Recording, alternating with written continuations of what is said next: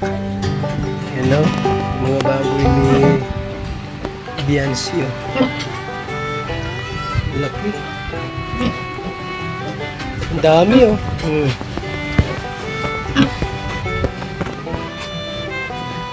May batik.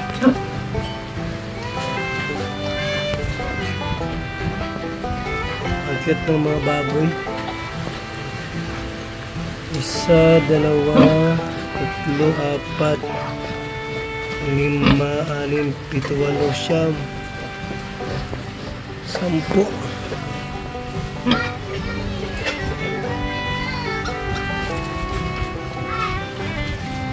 10 anak, 3, 4, 5, 6, 7, 8, 9, 10.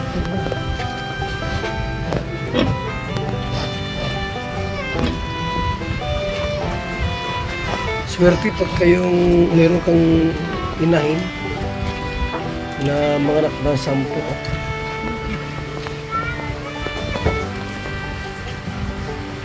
Isang biig po ay 3,500 times 10 di 35,000. Mayroon kang 35,000 po sa isang anakan.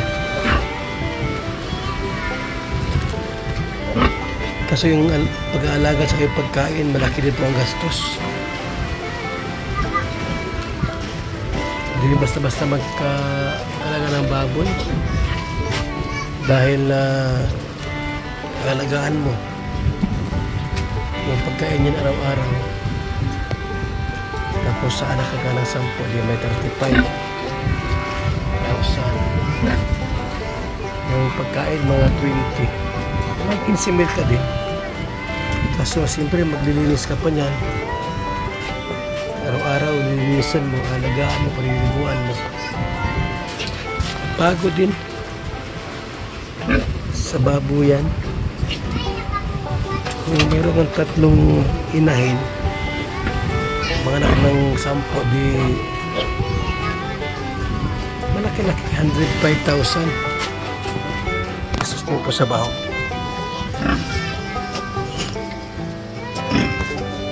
Laki ng baboy ni Biancio. Laki, no?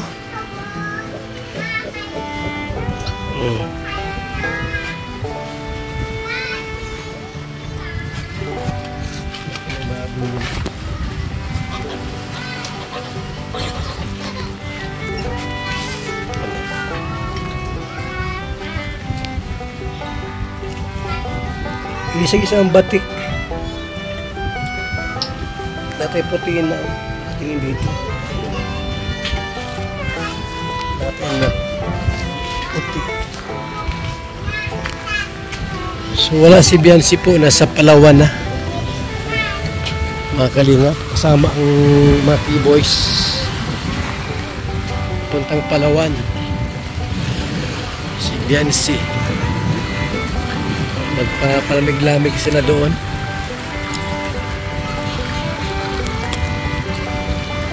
Sa Palawan.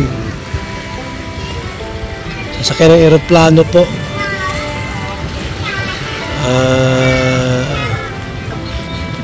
Isang oras mahigit sa aeroplano. Palawan.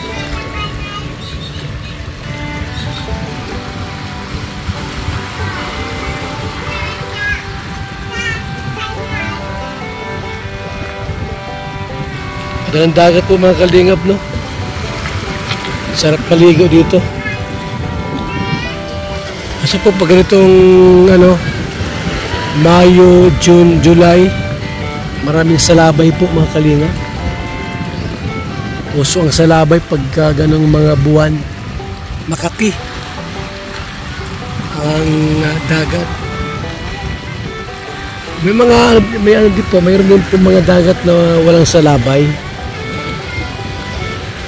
Pero di po mga walang salabay. Dagat. Baboy ni Bianci.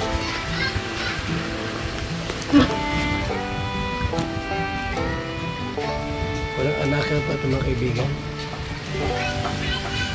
Walang anakan pa lang sa baboy ni Bianci.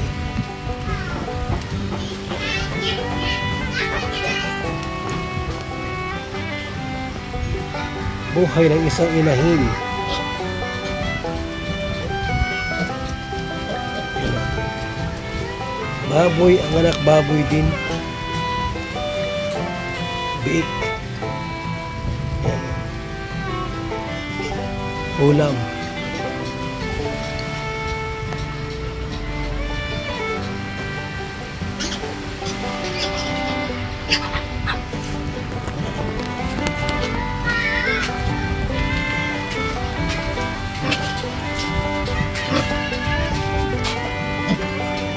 Lahat sila 3, 4, 5, 6, 7, 8, 9, 10. Ba tulog? Ba tulog ito? Bating.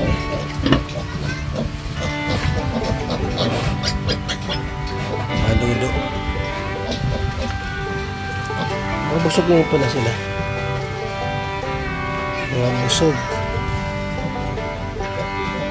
Tulog lang. Sa pagkaan big, lagi natutulog, mga inis na baki.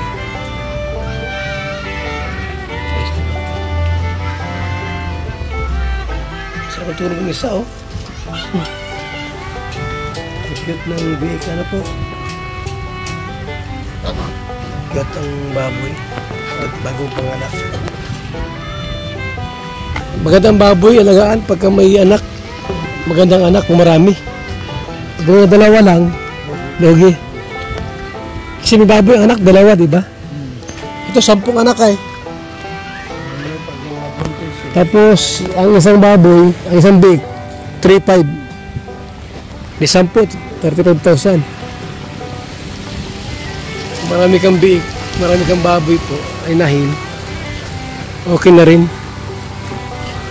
Malaking ano po, tulong na rin po sa pamilya pag mayroong mga alagang baboy.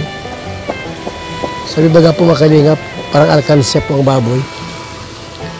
Pagka isa-isa lang po yung alagaan mo, parang alkansya lang po kayo. Pero pag mga 10 inahin, maganda ang kita kaso siyempre yung gastos po sa feeds at doon sa mga nag-aalaga talagang hindi rin basta-basta. May mga ano po, di ba, sa YouTube, mga nag-aalaga ng baboy, binablog po nila. Tapos, nakikita po natin, magandang kita nila sa babuyan eh. Sa isang inahin, minsan pagka nagkaanak, malaki ang kita. Tapos, siyempre makalingap, sa halip na ibinta mo yung biik, aalagaan mo na lang. Tapos ibibinta mo rin yung biik na pag lumaki na, bibinta mo rin. Magandang kita. Magandang kita. Let's go! Si Larry.